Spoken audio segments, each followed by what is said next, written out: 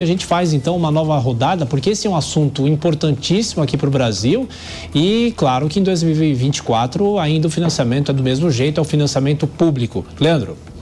Olha, acho muito importante quando a gente faz essa discussão sobre financiamento de campanhas, que a gente tenha clareza de que esse dinheiro que vai para o fundo partidário através do recurso público, ele busca, na verdade, dar as condições de participação igual para todo mundo na política. É muito, é pouco, nós podemos discutir como cada partido utiliza seus recursos, se aluga a casa para o dirigente morar, se contrata helicóptero, jatinho, carro blindado para o presidente de seus partidos. Isso é um problema que esses caras precisam responder.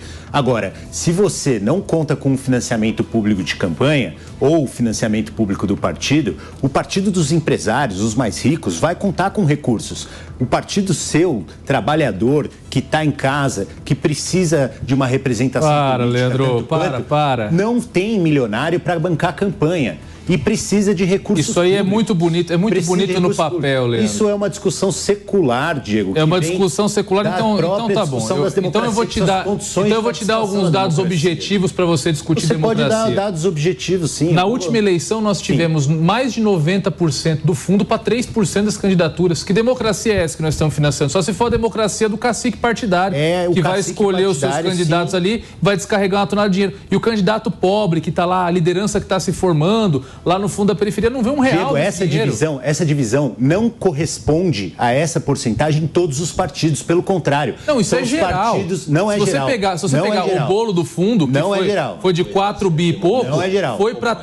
Foi para menos de 2% das candidaturas. Não é geral. Isso é um absurdo, é uma distorção enorme. Não é igual em todos os partidos. Os partidos que têm cacique concentram os gastos eleitorais. E qual partido que não tem? Qual partido que não tem?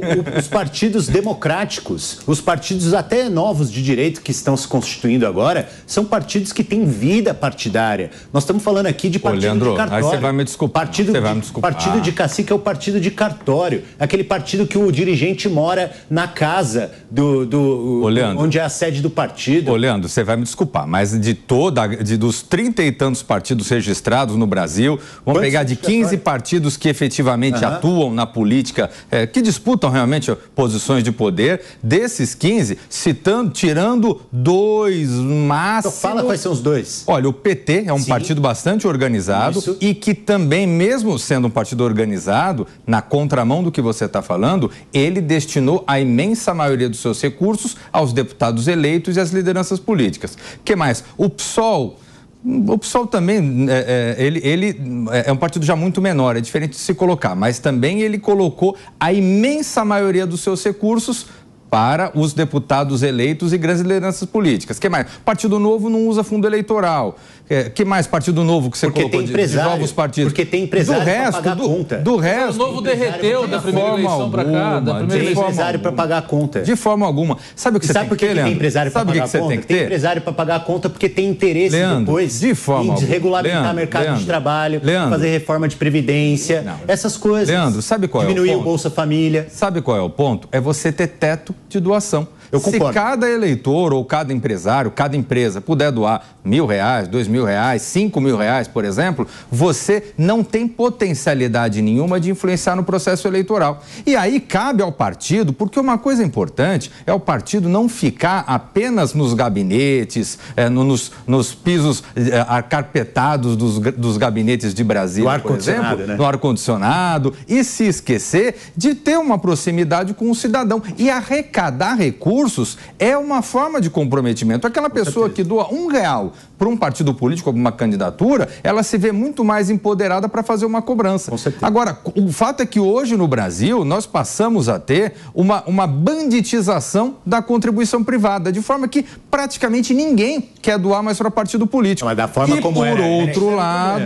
Por outro lado, você passou a ter uma teta gorda do financiamento público de campanha. O Brasil gasta R$5 bilhões com fundão a cada eleição. Isso um verdadeiro absurdo.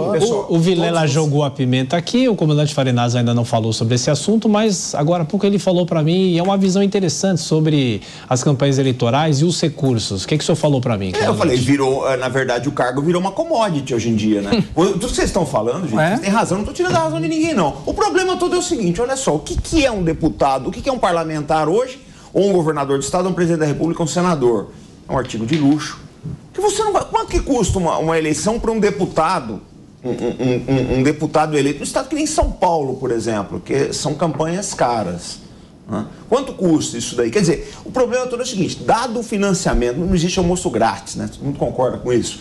Dado o financiamento, o preço desse financiamento, a dona Maria, que está ali no metrô vendendo cafezinho 5 horas da manhã, ela não tem condição de pagar um deputado. Ela pode dar R$1, R$2 de campanha, até R$10 aí, coitada. Mas ela não tem condições de financiar. Ou seja, não haverá representatividade para a dona Maria na ponta da linha. A verdade é essa, gente.